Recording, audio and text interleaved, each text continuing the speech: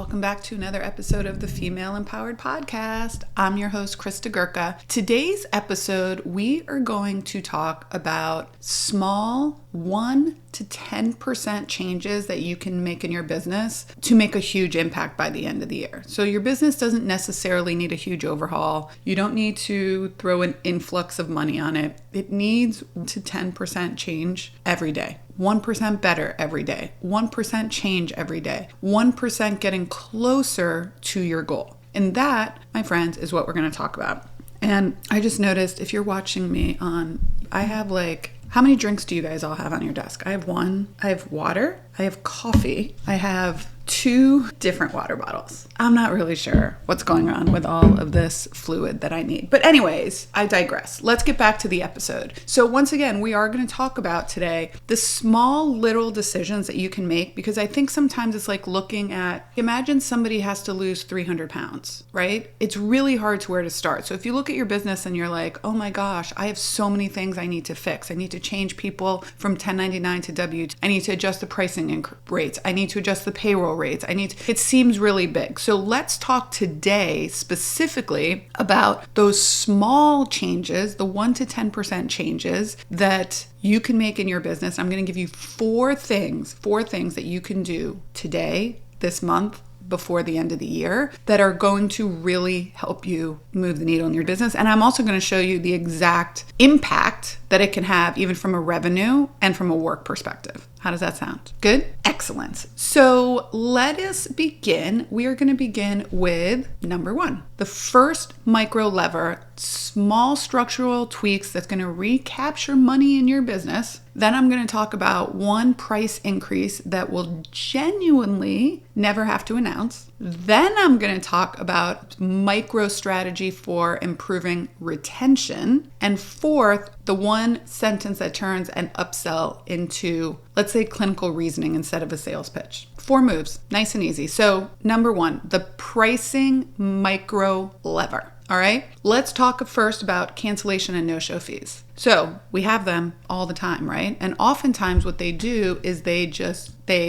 lose the session, or it's a small rate, or it's a percentage of the session. But how about if we think of it in another way? How about if you think of it as late cancel or no show? So we're not talking about an early cancellation. We're talking about someone who cancels an hour before their class or their session. So what about people who do this all the time? So they have had 3 or more offenses in a 90-day window, which is basically means they do it at least once a month. So what if they not only lose their session, but you actually charge them $10 or $15 on top of that? So what this does is it captures revenue you're already absorbing without actually touching your real rate and without punishing or affecting people that are loyal customers. So these are your repeat offenders, the people that are late canceling and especially no-showing. No-showing is not an excuse in my book. So what happens is, yes, they lose. Let's talk about classes. So even if they're on a package, a membership, they lose that class and they get charged a fee. So now instead of raising rates by $10, you just have the people that are repeat offenders in your business absorbing that price increase. So you're taking people that are already canceling, which are annoying on your schedule. And so you're like, what if they leave? What if they leave? You don't want those people in your studio anyway. So we talked about adding a $10 or $15 cancellation no-show fee on top of them losing a session. Then what about a small surcharge for people that use credit cards? This is happening more and more. So it could be a surcharge for people that use credit cards, or it could be a $3 surcharge for your most popular classes. That's another thing you can consider. Especially, this works really well for studios that use a credit system instead of dollar amount. So let's say classes from 8 to 10 are 8 to 12 are 2 credits, and classes from 1 to 4 are 1 credit. So people think of credits differently than dollars for some reason, even though they're the same. So what you can say is your classes at this time are this much and the classes at this time are this much. That's another thing. It's the same way airlines, and you pay more for weekends than you do during the week. So the demand, it usually brings a price difference. So again, successful owners don't say, yeah, but they think, oh, outside the box, how can I make this work for my business? So it's not a, yeah, but that doesn't work. If you want to fight for your excuses, that's totally fine. I am giving you information that you can take and you can say, that's interesting. How can I make that possibly work in my business? Successful owners, that's what they do. Another micro pricing lever that you can consider is looking at your intro offer. If you're running 2 or 3 different tiers right now, then consider collapsing it into one clean offer and pricing that offer maybe about $10 higher than whatever your current lowest tier is. This is the simplify to optimize principle I've definitely talked about before, just applied at the front end instead of the back end. So you're not raising your price,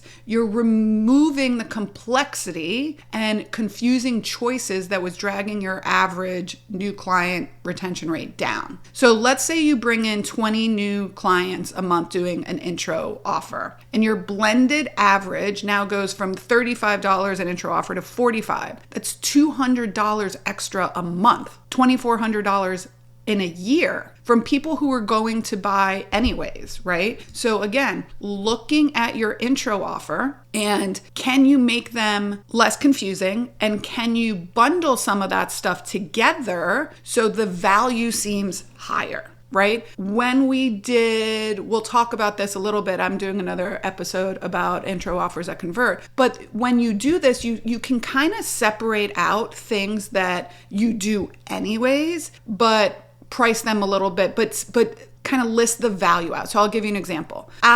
When people come into Pilates, when they came into Pilates in the Grove, their first session, they always got like a 5-minute tutorial before they started their class. Their instructors were supposed to do that. It was built into their first session. So they got free grip socks. It was natural, a 5-minute tutorial, and then sometimes like a special goodie basket. And usually our goodie basket was a bunch of stuff that we had over purchased and weren't selling. So let's say now you say, oh, free tutorial valued at $25. They're getting it anyways. Pair of grip socks, right? Valued at $25. It costs you $9 or $10. Then you're like the class, and then you're getting, maybe you can bundle, like we had a Pilates 101 series that I think we filmed during COVID that was basically about form and something like that. So you get that video in there, and then maybe you get like you can choose from a gift, and you could say that's like another $25 value. And so these are things that they would get anyways, but if you list them out individually, the perceived value from the client is higher. So just little examples of stuff like that you can do. The third lever, we talked about this also, was that small surcharge for credit card fees. So most people now use their credit card. I know I do. One, I don't carry cash around with me hardly ever anymore, but I'm also using my credit card because I want the points. I love points on my credit card. I use them to travel. I use them to pay for hotel upgrades. So I want the points. So oftentimes, if you say we're going to add a 3% surcharge, most people don't balk at that because they want the points anyways. So whereas this is something that I will say I've changed my mind on. I used to say it's just the cost of doing business. I don't believe that anymore. So I think you can add a small surcharge to people that use credit cards, or you can also add a small surcharge for certain classes. Let's say you have a class or a series or an instructor that's always sold out with a wait list. Always. So you can say, we are now going to add a small $2 surcharge to these classes, or even $1. Let's say you have $1, you have 10 reformers, that's $10 a class. That person teaches 10 classes a week, that's $100 a week. All right, that's $5,000 a year. You can use that to help give that instructor a raise, or you can put it in your profit account.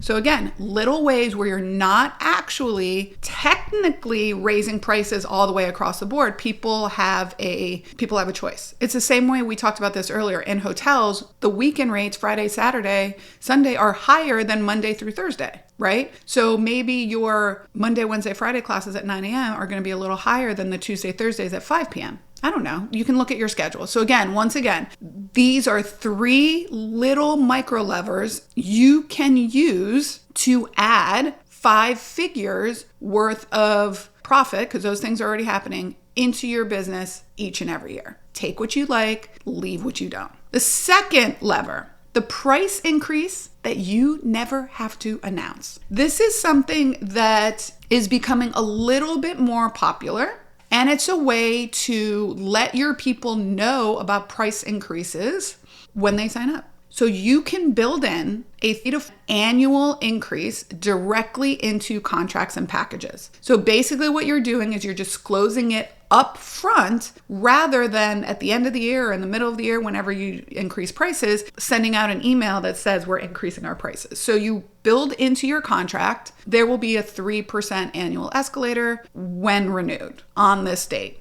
After 12 months, at the end of your package, whatever your language is. So it's never technically announced. People sign it at the beginning. It's the same way when you would sign up for a service and you're like, first month's free, and then your next months are XYZ, and your rent, your lease every year says there would be a 3% annual increase.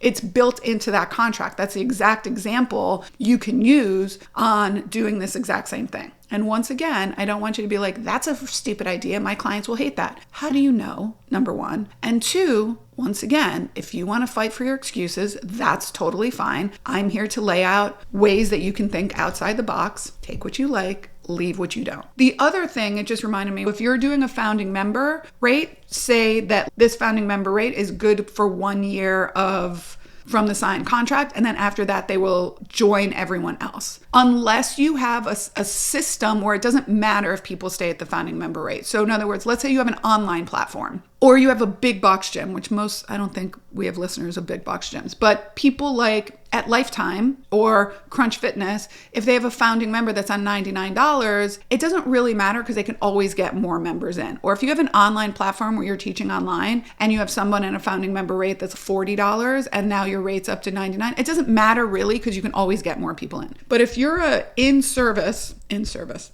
studio, brick and mortar, where you have a limited amount of spaces, if you keep people at founding member rates, they take up a space that you can't fill with somebody else. So founding members, they're good for 3 months, 6 months, 12 months. And at the end of that, you sign it into your contract that they automatically get upgraded into the regular studio or business pricing. So let's review those. The one you never have to announce because you build it into the contract. So you build a small annual escalator directly into your contracts and packages, 3% maybe if you want, 3 to 4%, disclosed upfront and in writing. And here's why this matters. Nobody then experiences this as, oh, Sandy raised my rates. They agree to it when they initially sign their contract. They agree to it before they even hit it. So they're saying, yes, I agree to it. And then by the time it actually lands, it's already been a term that they start, not a conversation that you have to start. It already happened months ago, or maybe 12 months ago, a year ago. All right. And here's the part that really surprises a lot of people. So almost nobody mentally compares what they paid 14 months ago to what the package costs today. They compare today's price to today's market, not to their history with you. And the increase is not a decision you make and have to announce later. It's already scheduled. So at the end of 3 months, they're going up to the regular rate. At the end of 6 months, at the end of 12 months, there is nothing to necessarily break the rules about because they've already signed it.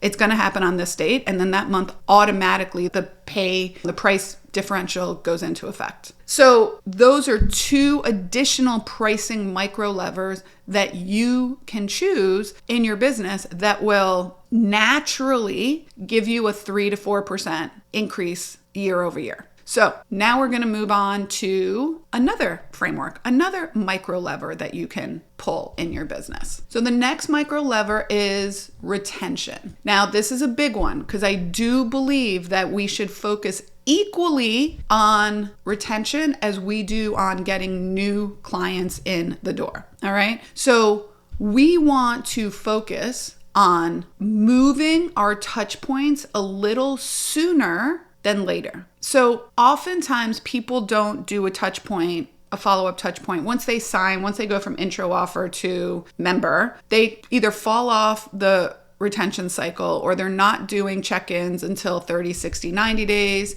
But I would say, one, you can look at it. You can see where your churn actually happens. So if you look at your numbers in your scheduling software, you usually can see, and you can do this with Plan of Cares too, if you're a physical therapy business. So you can say, oh, we see that people fall off after visit 4 mostly, or after visit 6, or after in a studio, maybe after visit 2. So what you want to do is move those those touch points from 60 to 90 days out up until 7 days, 10 days, 15 days. So you're really giving them reason to stay committed before they decide to churn or opt out. Track frequency. Are you seeing that they're going from 3 days a week to 1 day a week? It's not just absences. So if you're watching their utilization, their attendance go down, this would be more for studio based, or even in PT, if you're seeing people like, oh, they used to be very consistent twice a week and now they're canceling 1 day a week and now it's canceling every other day. Their behavior is telling you that they are moving in the direction of coming in late. It's easier to act on a warning sign than it is once they're already gone. So can you adjust your reach out, your re-engagement, your targeting? So rather than waiting until they haven't been in 90 days, how about we talk to them when they haven't been in 7 days? Are we moving our personal touch points to earlier? Move your check-in sequence from 30 days or 60 days or 90 days up to 7 days, 10 days, 20 days. Most of your drop-offs happen way before you even notice it. Watch their behavior. Are they starting to decrease in attendance where they're not coming 2 or 3 times a week? So doing things like a text reach out, a in-person in the studio, having your administrative team specifically say, here's a list of people I need you to talk to this week. Asking them, hey, I noticed you've been down a little bit. Is there anything we can do to help you stay consistent? Are you interested in us advising you on a new instructor? Do you want to try this new class time? Watching their absences as much as watching whether they've churned or not. So a client that used to come 2 to 3 times a week that's now coming once every other week is giving you a much earlier sign that they may be starting to opt out or phase out. And it's much easier to catch them before they've actually disappeared. So it's much easier to try to retain them in than re-engage them on the way back. So the fix, check your re-engagement and your retention strategies, move your check-in times earlier, track that. Retention is huge. It is much easier and less expensive to continue to sell to people that have already bought from you rather than continuing to get new leads in the door. Fostering and nurturing new leads is much harder and much more expensive than continuing to sell to the people that are already buying from you. So let's look at numbers really quick, because I always love a good number. So if we put numbers on the retaining people that are showing you through their behavior that they're maybe opting out soon. So if you move your check-in session to session 3 versus 10, and you keep 2 extra clients a month who are quietly quitting, I'm doing that in air quotes, who would have otherwise quietly drifted out, and your average client is worth, I don't know, let's just for even numbers say $200 a month, right? That's $600 a month. $600 a month that you're saving by saving 3 of those clients. So 600 times 12, that's a lot of money. That's what, 72? Am I wrong? I don't know how to do math in my head very much. So it's $7,000 a year. And then if you do that in perpetuity, so think about that, right? It's worth the work. It's worth looking at these tiny little things that can make a huge difference. All right. So we are now going to move on to touch point 4. So we talked, touch point 1 was about little pricing micro levers. Touch point 2 was about a little bigger pricing levers. Touch point 3 was about retention. And now touch point 4 is going to be upsells. You'll see it at ACV, average cart value, is like how much are they buying at one time. So how much can we upsell, right? If you ever worked in a restaurant, they call it an upsell. Rather than selling your house vodka, you would sell, that's why good servers will be like, oh, do you have a preference in vodka? Because the house vodka is, I don't know, when I was bartending, it was like Popov or Smirnoff. And now I don't even know what house would be now, but maybe Absolute. And then premium would be like Grey Goose or something like that. So that's an upsell, right? So in our studios, upsells don't have to feel sleazy. It can really come down to just training your team or provider on asking one specific session, one specific question at the end of every session. Did anything feel off today? That's it. And that one session, that one sentence, I don't know why I keep mixing up those words, does the work an entire sales training usually tries to do, because it removes the guesswork of waiting for a client to volunteer something on their own. Most clients won't necessarily bring up a nagging shoulder or what's been bothering them unless you ask. So at the end of a private session and you're saying, did anything feel off today? And they're like, yeah, my back really was a little bit off. You can do upsells. Maybe you have a sauna in your place. A lot of people have that now. Great. Can you offer them a sauna session? Maybe you have that maybe you have red light. Would you like to do a red light session today? Maybe you have CBD balm, right? So you can say, oh, the next time, would you like to add CBD when we do the soft tissue work? That has some really great anti-inflammatory benefits. If it was a private Pilates session, could you say, oh, would you like to schedule a session with one of our PTs? They can work on that for you, and in one session, you'll be better. Do you do dry needling? Can you upsell into dry needling or cupping? Or do you offer massage at your place? So you don't want to think about it in terms of, oh, I'm selling them something they don't want. No, they said, oh, my back felt off or my shoulder felt off. And so you're giving them services that you already have that will help them feel better. So we call it an upsell. I bet you if we called it something else and didn't have the word sale in it, some people would not feel as bad about it, right? Other ways that you can upsell.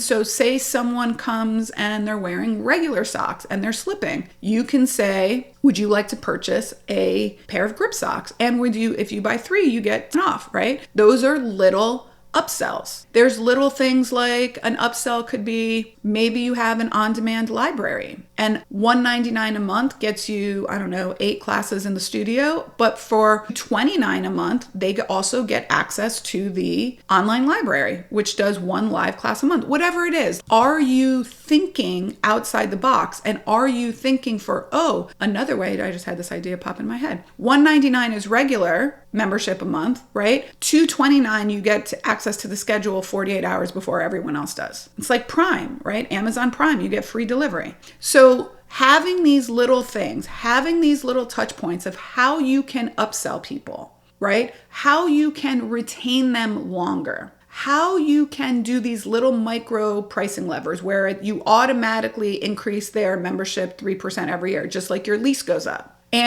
Or maybe adding a surcharge for credit card fees, or maybe charging on top of the fact that they lose, they get an extra or $15 if they no-show or late cancel within an hour. All these little things, these little tiny micro actions can add, again, 5 figures in profit. It's not it's profit because you're already doing these things. So these are adding more 5 figures in profit to your bottom line. So I want you just to think about, I really don't want you to listen to this and be like, those are stupid ideas. My clients would never go for that. Or I feel bad doing that. 7-figure business owners don't think like that. 7-figure business owners think, that's an interesting idea. Let me see how I can make this work for my business. They don't fight new information. They figure out how they can integrate that new information to win for them and their business and their team and their clients. So it is a win-win all the way around, right? So that's what I want you to think about. Put yourself, think, feel, and act like what would a 7-figure CEO do? And that is what they would do.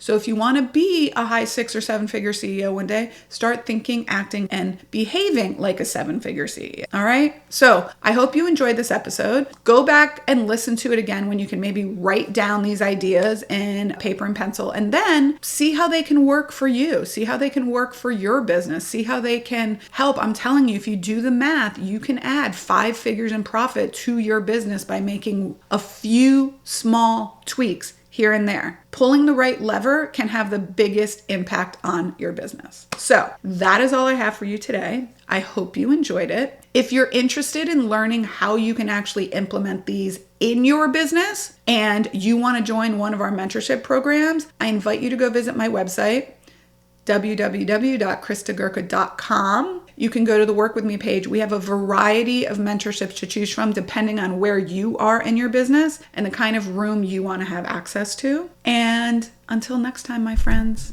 bye from now.